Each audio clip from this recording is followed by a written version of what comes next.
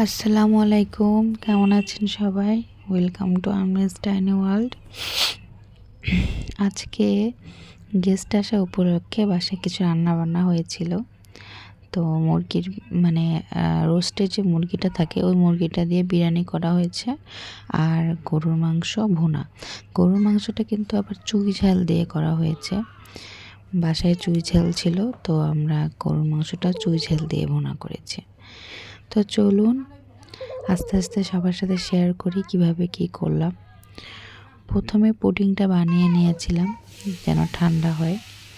পুডিংটা বানানোর পরে যে মাংসটা ম্যারিনেট করে রেখেছি বিরিয়ানি মশলা, আদা রসুন মানে যা যা দেওয়া সব কিছু দিয়ে, ওই মশলাটা আমি কষাতে চুলায় দিয়ে দিলাম।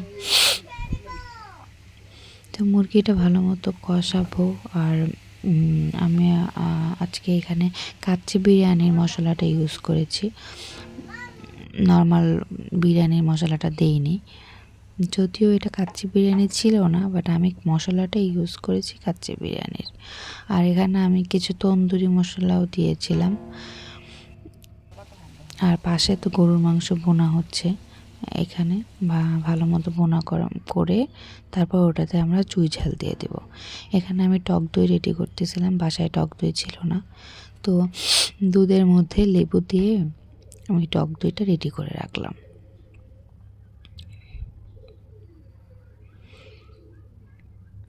আপনাদের সাথে অনেক দিন পর ভিডিও শেয়ার করতেছি। আসলে ব্যস্ততার কারণে, নিজে লেখাপড়ার কারণে সব কিছুর জন্যই আর কি ভিডিও শেয়ার করা হচ্ছিল না, কথা বলা হচ্ছিল না কারোর সাথে। তো ইনশাল্লাহ এখন আস্তে আস্তে চেষ্টা করতেছে রেগুলার হওয়ার। সবাই দোয়া করবেন আমার জন্য, আমার বাচ্চাদের জন্য। তো মুরগিটা আমি ভালো মতো কষাবো। আর আমি এক্সট্রা কোনো পানি দেইনি, মুরগি থেকে যে পানিটা আসছে সেটা দিয়ে ঢেকে ঢেকে আমি মুরগিটা কষায় নিচ্ছি। এই যে এখানে পোলাও বসিয়ে দিলাম। আমি মুরগিতে আলু দেইনি, যার কারণে পরে আলু সেদ্ধ করে ভেজে পোলাওয়ের ভিতরে দিয়ে দিছি। আর আমি পোলাওর ভিতরে একটু কাচ্চি বিরিয়ানির মশলাও দিয়ে দিছিলাম। বিরিয়ানিটা অনেক ঝরঝরে হয়েছিল। আর আমি বিরিয়ানিতে গরম পানি ইউজ করেছি, মানে পোলাও চালে একদম গরম পানিটা এই পোলাও চালে ভেজে সুন্দর করে দিয়ে দিছি। পোলাও গরম পানি দেওয়াতে হয় কি, পোলাওটা মানে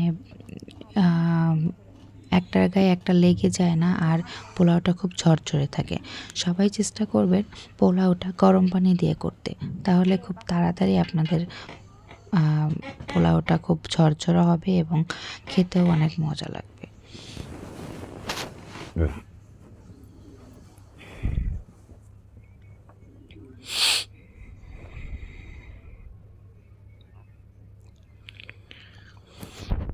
পোলাওটা হতে হতে আমি এইদিকে টেবিলটাও রেডি করে নিচ্ছিলাম।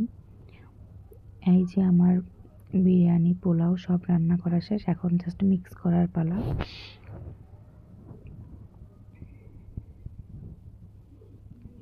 একে একে সব সুন্দর করে মিক্স করে নিব। এখন আমি এটাকে সুন্দরভাবে ঝাঁকিয়ে শেক করে আমি বিরিয়ানিটা মিক্স করে তারপর সার্ভ করতে যাব। আর পাশের চুলায় যে গরুর মাংস ছিল ওটাতে আমি চুই ঝাল অ্যাড করে দিছি। এই যে চুই ঝালগুলো কেটে কষানো মাংসের ভিতরে চুই ঝালটা আমি অ্যাড করে দিছি। মাংসে এখনও ঝোল দেওয়া হয় নাই, তো আমি চুই ঝালটা দিয়ে একটু কষিয়ে তারপর আমি অ্যাড করে দিব।